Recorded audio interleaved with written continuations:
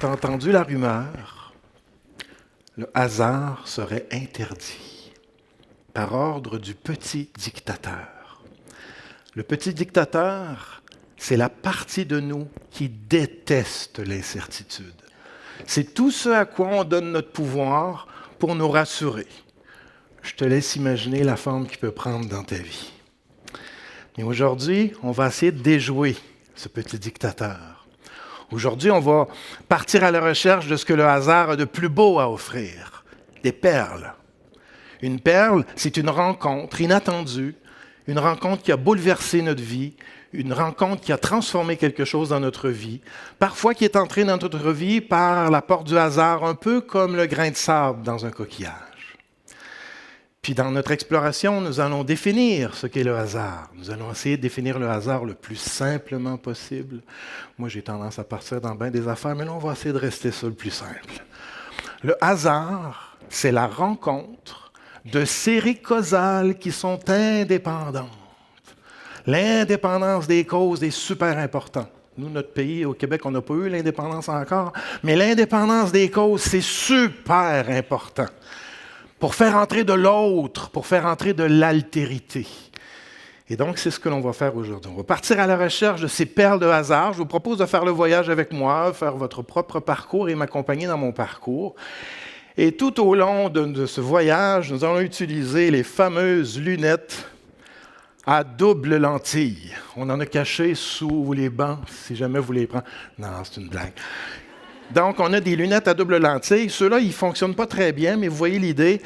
La lentille carrée, c'est la lentille des faits. La lentille des faits observables. C'est ce qui permet d'accumuler des connaissances. C'est ce qui fait grandir la science. La lentille ronde, c'est la lentille de nos croyances. C'est un peu comme une lentille gravitationnelle qui déforme un petit peu la réalité. Pas mal, des fois. Donc, la lentille ronde, c'est la lentille plus de la poésie. Puis entre les deux, un pont en or, qui est le pont de notre conscience.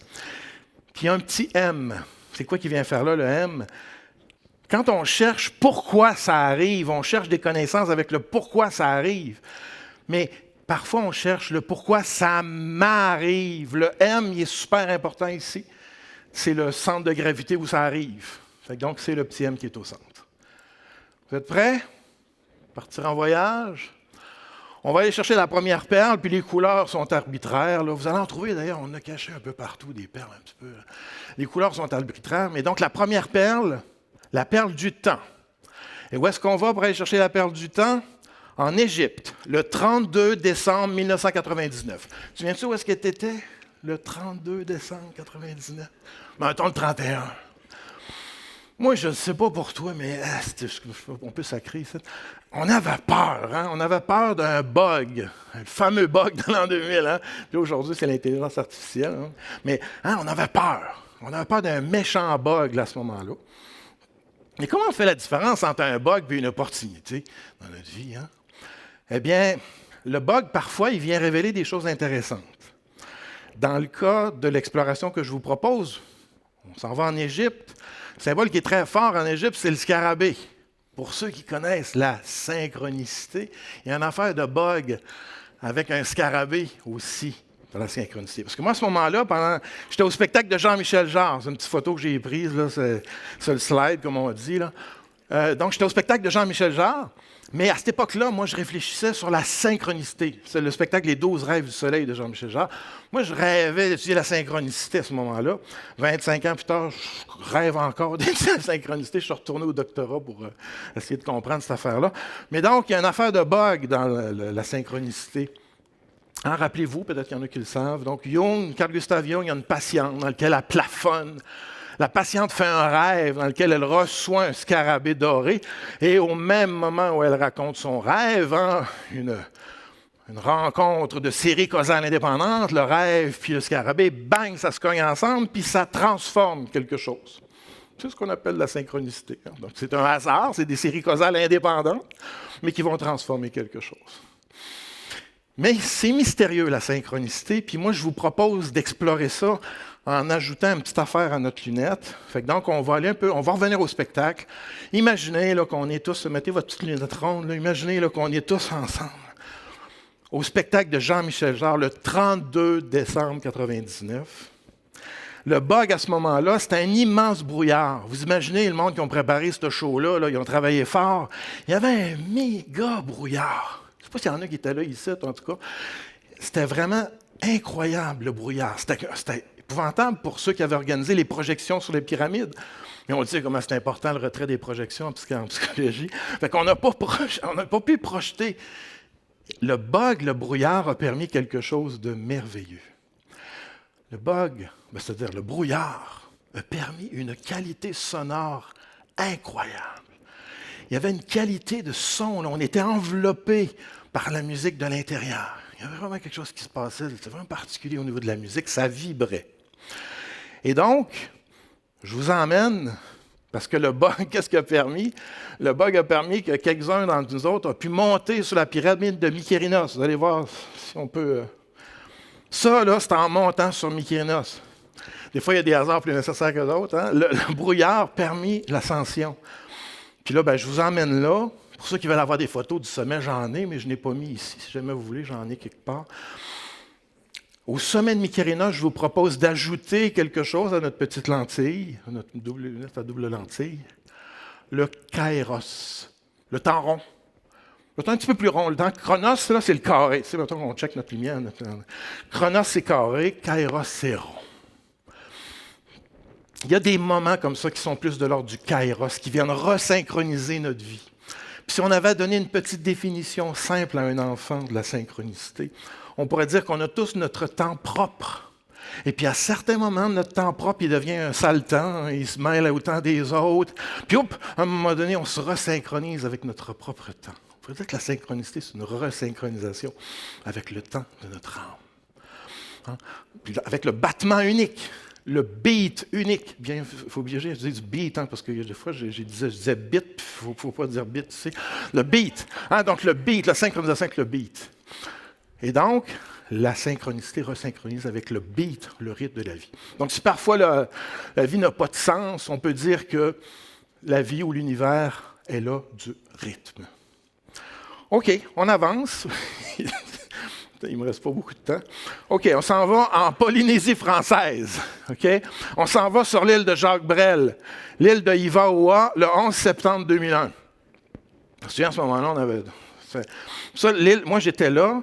L'île de Ivaoa, Jacques Brel chantait « C'est l'île des perles de pluie où il ne pleut pas ». Et donc, j'étais là. Et j'ai failli, le hasard, des fois, il y a plus d'instants que d'autres, j'ai failli être dans un des avions. Parce que je me rendais en Polynésie, puis donc, par la chance, je n'étais pas là. Mais ce que m'a permis, ce 11 septembre, en Polynésie, c'est de rencontrer la culture des Polynésiens qui, eux, naviguent. C'est la perle rouge, c'est la perle de l'espace. C'est là les Polynésiens naviguaient autrefois uniquement par la vibration des vagues et la synchronisation avec les étoiles. Vous imaginez, aujourd'hui, on donne tout notre pouvoir au GPS. Vous voyez mon petit dessin. Aujourd'hui, on donne tout notre pouvoir au GPS. Eh bien, arriver à naviguer tout simplement avec la vibration des vagues et puis des étoiles. Je trouve que c'est une très belle métaphore de nos vies, de pouvoir sentir la vibration de nos émotions. La fonction de nos émotions, ça donne de l'information sur l'état de nos besoins. Et donc, de sentir ces vibrations pour nous orienter et d'être curieux des symboles. À cette époque-là, moi, je rêvais d'étudier les synchronicités culturelles, c'est-à-dire les synchronicités qui viennent avec des objets culturels, qui viennent resynchroniser notre vie. D'ailleurs, vous êtes invités à faire l'exercice, vous, dans les dernières années. Quelles sont les œuvres qui vous ont frappé au bon moment? Quels sont les livres, les films qui sont arrivés au bon moment, qui vous ont orienté? Voilà. J'aurais besoin d'eau, mais pas grave. Il me reste une minute. On s'en va à Tequendone.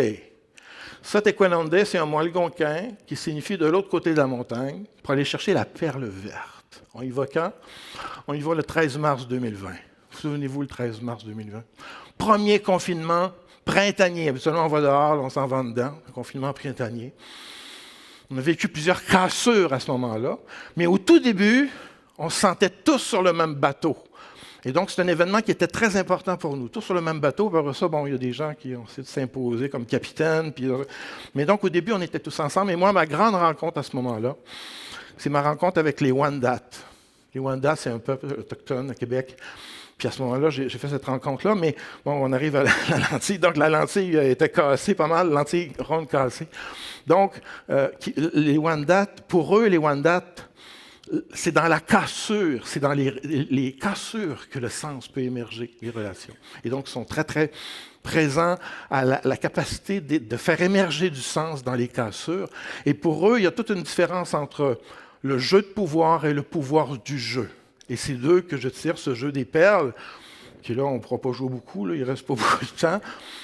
On va terminer avec la perle d'or, si vous me permettez. La perle d'or.